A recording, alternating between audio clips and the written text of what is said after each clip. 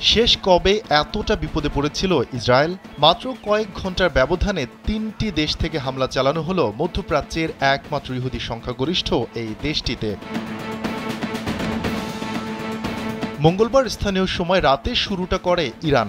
Israeli গুপ্ত হত্যার পাল্টা জবাবে দেশটিতে মুহুর্মুহু ক্ষেপণাস্ত্র হামলা চালায় তেহরান।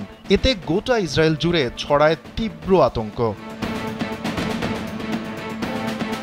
রাতে ইরানি হামলার পর সকালে উত্তর ইসরায়েলের বিভিন্ন সামরিক অবকাঠামো লক্ষ্য করে অন্তত ৫০টি রকেট ছড়ে লেবাননের সশস্ত্র যোদ্ধারা।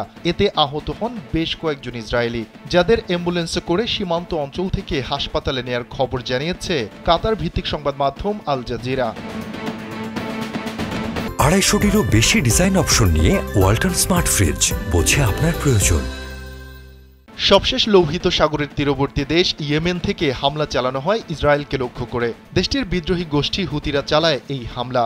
হুতি মুখপাত্র হামলার বিষয়টি নিশ্চিত করলেও এ নিয়ে মুখ খোলেনি ইসরায়েল।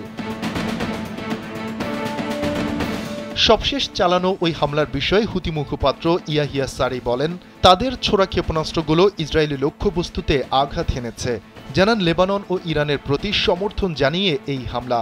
যতদিন গাজা ও লেবানন যুদ্ধ শেষ না হয় ততদিন পর্যন্ত অব্যাহত থাকবে এই হামলা।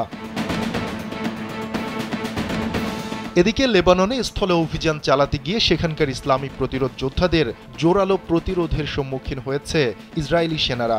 এমন তথ্য জানাচ্ছে আন্তর্জাতিক সংবাদ মাধ্যমগুলো।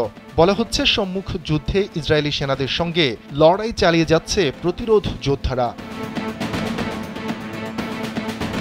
শফিকুল ইসলাম শান্ত, কালবেলা ডেস্ক।